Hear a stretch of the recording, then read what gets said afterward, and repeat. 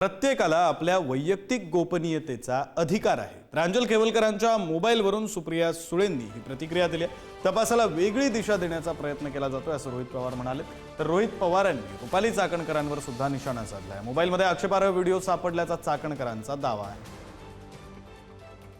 आजच आम्ही पोलीस महासंचालकांना पत्र पाठवलेले आहे। यामध्ये एसआयटी स्थापन करावी यासाठीचं पत्र आजच दिलेलं आहे। त्याच्यामुळे एसआयटी निश्चितपणाने ते स्थापन जर झाली तर ह्या सगळ्या गोष्टींचा उलगडा होईल आणि याच्याही पुढे जाऊन ज्या मुली यामध्ये आहेत ज्यांचं लैंगिक शोषण झाले त्यांना खऱ्या अर्थानं संरक्षण मिळेल आणि इथून पुढे अशा पद्धतीची मानवी तस्करी होणार नाही। हे फार मोठं रॅकेट आहे।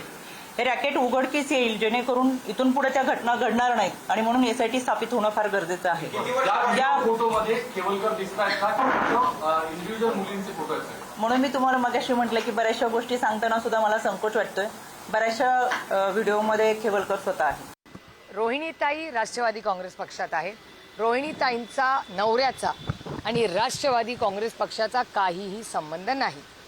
या देशामध्ये राईट टू प्रायव्हसी हा सुप्रीम कोर्टाचा आणि पार्लमेंटचा कायदा आहे आणि त्या कायद्याप्रमाणे कुणाचाही मोबाईल म्हणजे तुमचा, माझा, तुमच्या कॅमेरामॅनचा, बगरे सरांचा, यांचा हा जर पोलिसांनी घेतला तर तो फक्त कोर्टाला दाखवू शकतो, कुठल्या व्यक्तीला दाखवू शकत नाही। हा देशाचा आणि सरकारचा कायदा आहे।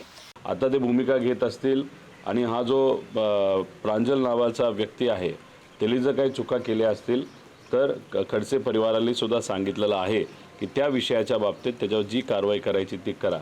आता त्या विषयाला धरून तुम्ही जेव्हा मोबाईल बघितले, त्यांचं काही डॉक्युमेंट्स बघितले, त्यानंतर तुम्ही हा जो तपास आहे जो दुसऱ्या डिरेक्शनकडे घेऊन जात असता आणि त्याच्यामध्ये जर कायदा व सुव्यवस्थेचं नाहीतर काही चुकीच्या गोष्टी सापडल्या असेल तर त्याला वेगळे इन्व्हेस्टिगेशन तुम्ही सुरू केलं पाहिजे आणि त्याच्यामध्ये ते चुकीचे असतील तर जी कारवाई तुम्हाला करायची ती तुम्ही करा।